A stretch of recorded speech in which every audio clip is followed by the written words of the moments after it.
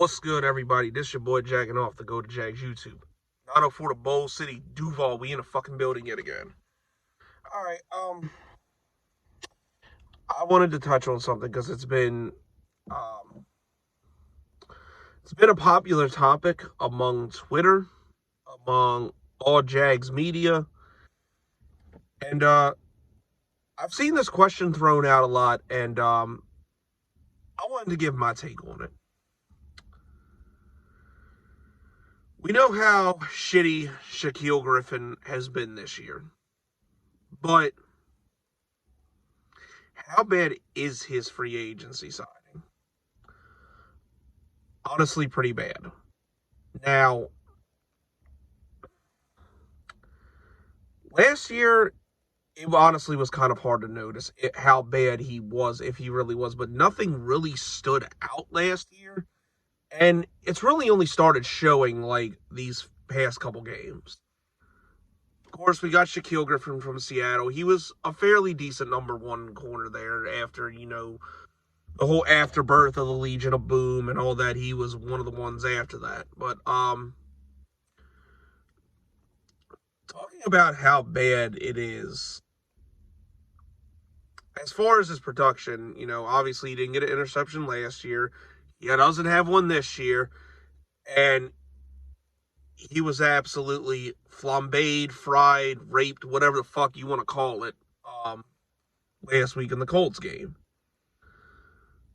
Now, as far as money, yes, obviously you overpay for free agents, but luckily, the good news about his contract is Trent Baalke knew how to work contracts, and there's an out in his contract next year where I believe the Jaguars will save $7 million by cutting him. Like, it's a dead, like, he would have made like almost 12, and most of his guaranteed money got paid to him over the first 2 years. So he would say, luckily he would save some money if we cut him next year. So luckily, as far as that goes, obviously what's done is done, but we can get out of the contract at least next year. And honestly, I think that was kind of the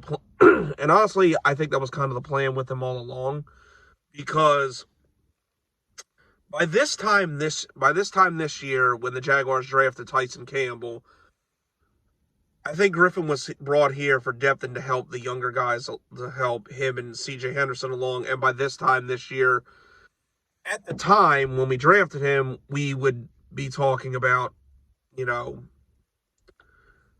and CJ Henderson being our two starting cornerbacks. Well, our number one and number two cornerback.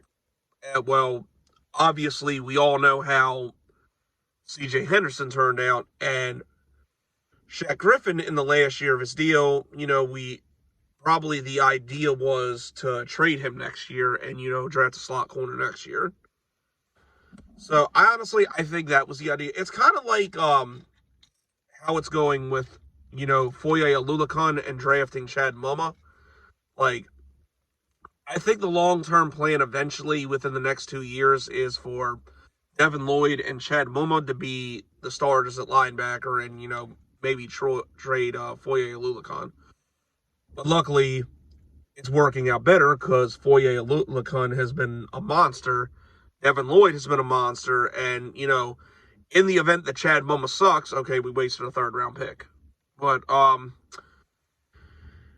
in this particular case, at the time, I didn't understand why we signed Darius Williams, but now I kind of understand why.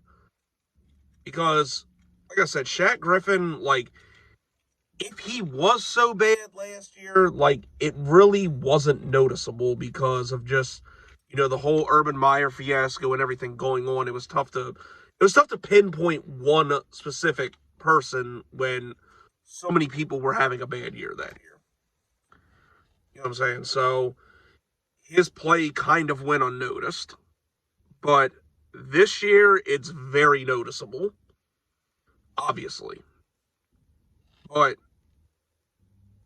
luckily, the Jaguars are going to need to cut some salary next year. And obviously, he's going to be a top candidate to get the fuck out because I think he might make the most on the team right now, which is crazy to think about. He might have the biggest current salary next year as from what I've saw.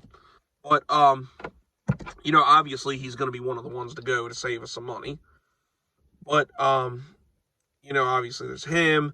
There's Rayshawn Jenkins. There's Roy Robinson Harris that, could restructure and get the fuck out altogether. But obviously, there's no way Shaquil Griffin is going to be the top of the list. There's no way he's going to be here next year. Put it that way. As far as worst free agency signings of all time, is he that? No.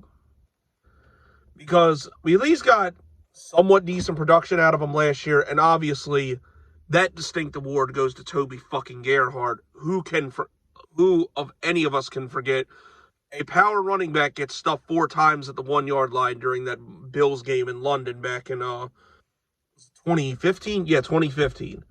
That distinct honor goes to him. And Shaquil Griffin might not even be the worst free agency signing at his position. If anybody back in the day remembers in 2008 when we signed Drayton Florence, he was a cornerback that was pure and utter dog shit. So, and of course there have been numerous others that have probably been worse than him.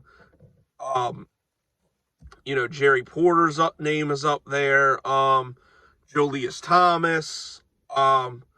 Even Julius Thomas had some semblance of production. God,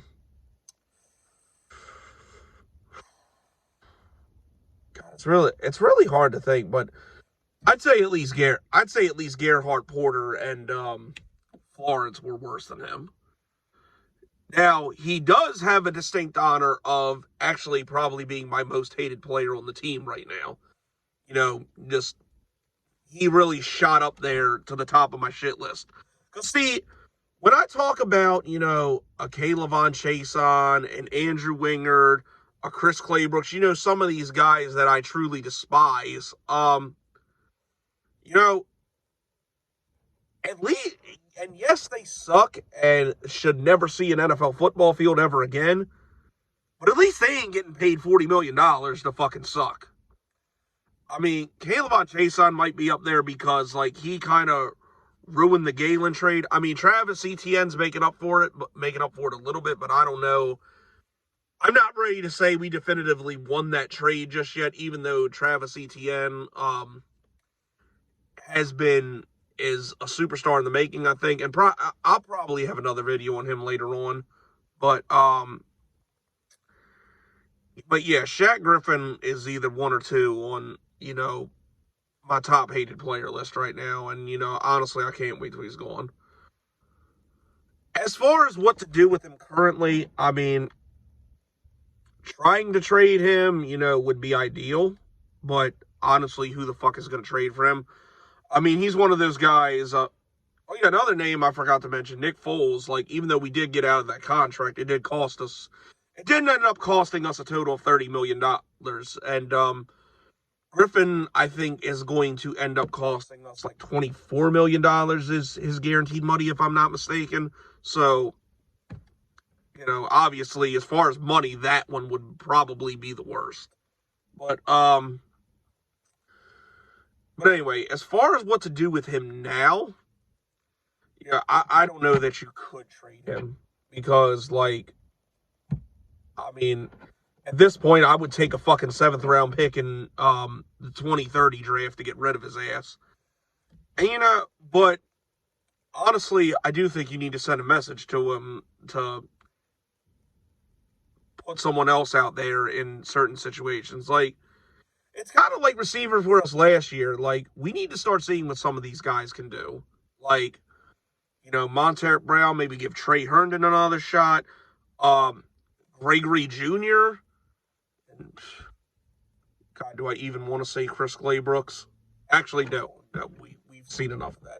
He's fine on special teams, but we don't need to see any more of him at quarterback. But yeah, Monteric Brown, Gregory Jr., Trey Herndon, I'm sure there's some other guys on the roster you could try in the slot cornerback to see what you have in them. I said Rudy Ford on Twitter, but apparently, and I was unaware of this, but UCF told me that, like, he basically wanted to be traded or cut or something because he didn't want to play here or some shit. I don't know how true that is, but, UCF's pretty up with his sources, so I'm going to assume there's some truth to that. So, I guess there's nothing we can do about that. But, I don't know. I just think at this point, we already fucked up with the money. You might as well just leave him on the bench and, try some other people out to see what you get out of them. Honestly, I don't think they could be any worse than what we saw this past Sunday. But, yeah, like I said, as far as worst free agency signing of all time, I don't think he's that. But still pretty fucking bad. But good news is he'll be going next year. But anyway, that's all I got, people. This has been your boy Jagging Off. Go Jags. Duval till I die. And I'm gone.